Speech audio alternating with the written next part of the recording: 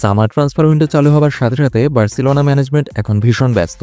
পছন্দের প্লেয়ারদের কনভিন্স করা, তাদের নিজ নিজ ক্লাবের সাথে নেগোসিয়েশন করা, টাকা পয়সা অ্যারেঞ্জ করা ইত্যাদি নানা ধরনের জটিল পরিস্থিতি সামলাতে হচ্ছে হ্যান্সি ফ্লিকের দলকে। বলা যায় যেসব গুরুত্বপূর্ণ কাজ সম্পন্ন করার জন্য তারা দিনরাত কাজ করছে, তার মধ্যে একটি হলো ফ্র্যাঙ্কি ডিয়ংয়ের চুক্তি নবায়ন করা।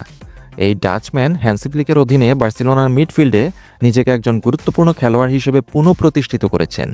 ফ্র্যাঙ্কি ডিয়ংয়ের চমৎকার পারফরমেন্স বার্সা ক্লাবকে বর্তমানে তার চুক্তি নবায়নের জন্য চাপ দিচ্ছে। ক্যাম্প ন্যুতে ডিয়ংয়ের বর্তমান চুক্তি 2026 সালে শেষ হচ্ছে, যে কারণে বার্সেলোনা তার চুক্তি নবায়ন করার জন্য খুবই আগ্রহী, যাতে ফ্র্যাঙ্কি ডিয়ং পরবর্তী মৌসুমের শেষে ফ্রি ট্রান্সফারে কোথাও যাওয়ার সুযোগ না পেয়ে যান।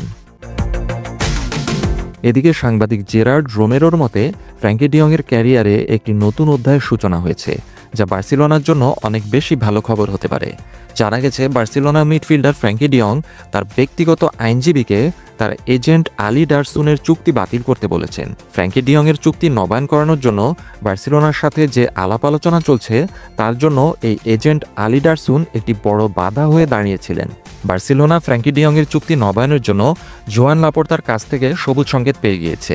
বাকি ছিল কেবল খেলোয়াড়ের এজেন্টের সাথে আলোচনা করে একটি চুক্তি প্রস্তুত করা এবং ফ্র্যাঙ্কি ডিয়ং সেখানে সম্মতি দিয়ে স্বাক্ষর করা। কিন্তু এই আলোচনা থামিয়ে দেওয়ার ক্ষেত্রে আলি ডুরসান গুরুত্বপূর্ণ ভূমিকা পালন করছিলেন।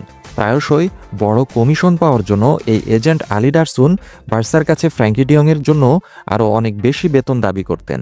কিন্তু এখন মনে হচ্ছে ফ্র্যাঙ্কি ডিয়ং নিজেই তার এজেন্টের উপর বিরক্ত, তাই বিচক্ষণতার পরিচয় দিয়েছেন ফ্র্যাঙ্কি ডিয়ং। বার্সাকে তিনি কতটা ভালোবাসেন এটা তারই প্রমাণ। তিনি এখন বিরক্ত হয়ে নিজের এজেন্টকে বরখাস্ত করে বাদ দিতে চাচ্ছেন। এর ফলে ফ্র্যাঙ্কি ডিয়ংয়ের চুক্তি নবায়ন এখন অনেক সহজ হয়ে যাবে।